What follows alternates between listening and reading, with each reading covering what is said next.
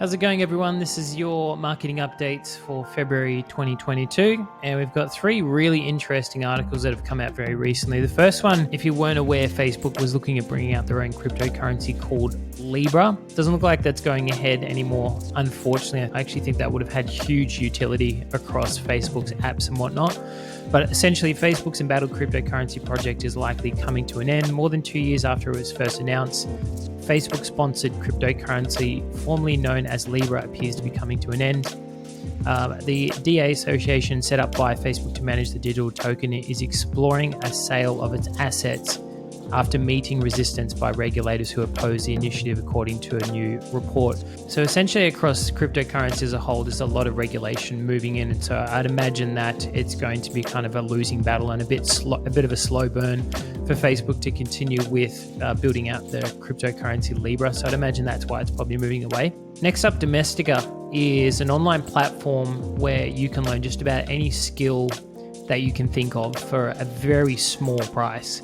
Like you can go on there and learn how to set up a Facebook ad for $15, how to create Instagram content for, whatever it is, but very small investment made by creators who are on the platform, and they list new courses all the time.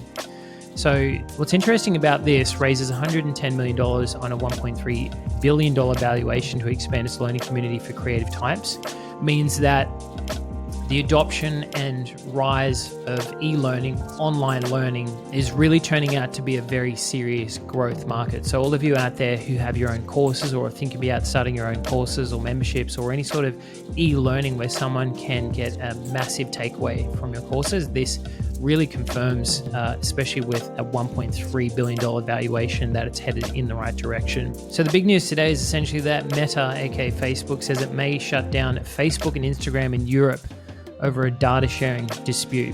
So the social media giant issued the warning in its annual report last Thursday. Regulators in Europe are currently drawing up new legislation that will dictate how EU citizens' user data gets transferred across the Atlantic.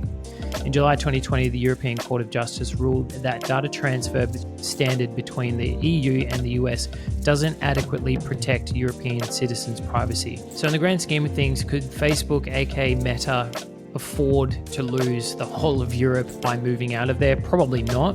But I'd imagine this is probably some kind of fear tactic or scare tactic in order to get regulators to allow X, Y, and Z, because I can imagine what would happen if we were to say Facebook left or Meta left the EU, that a lot of social platforms would in turn probably follow suit, because the same data regulations would also affect them, like Snapchat, like TikTok, like YouTube, Google, and all of that kind of stuff. Could the EU afford to actually lose all of that access?